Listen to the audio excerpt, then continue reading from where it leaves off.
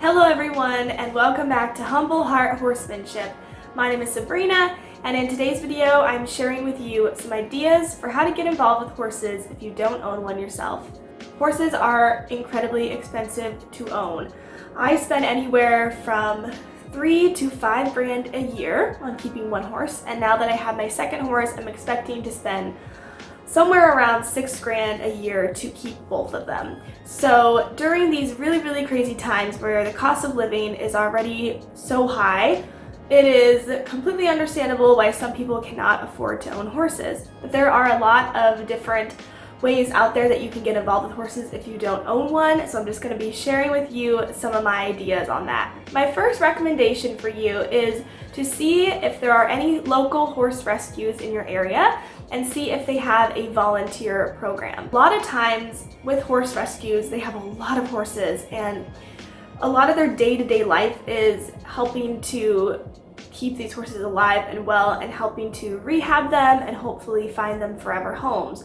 And with all that comes a lot of work. So a lot of horse rescues are looking for really reliable, trustworthy, honest volunteers who are passionate about horses because they want those types of people to be working with their horses. A lot of horse rescues have like volunteer orientations every month.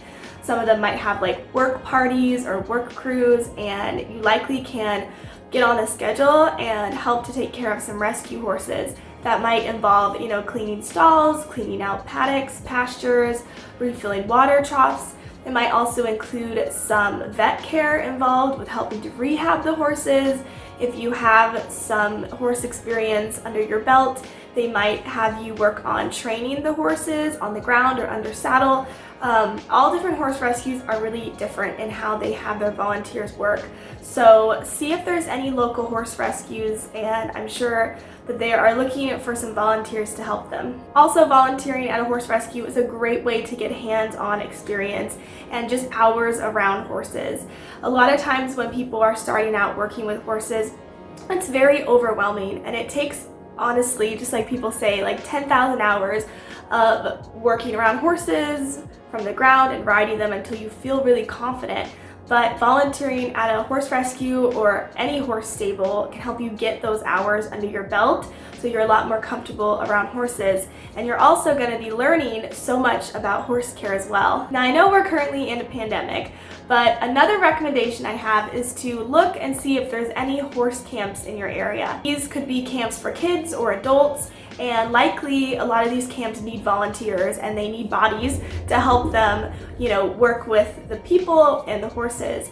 It could be anything from supervising kids while they're with the horses. It could involve you teaching people how to groom and tack up their horses and how to ride. Pretty much the opportunities are endless at camps because they all do different things. So you might see if there's any local camps that need some volunteers or need some helping hands, and that's another great way to get some time around horses. My third is to look at the barns around you and see if they have a working student program. Working student programs usually involve having people come in, they'll learn how to do a wide array of duties involving horse care, likely, whether that's cleaning stalls, cleaning pastures or paddocks, turning out horses, filling troughs, etc. They'll teach you how to do all that stuff, and your hours spent working actually go towards riding lessons or time in the saddle.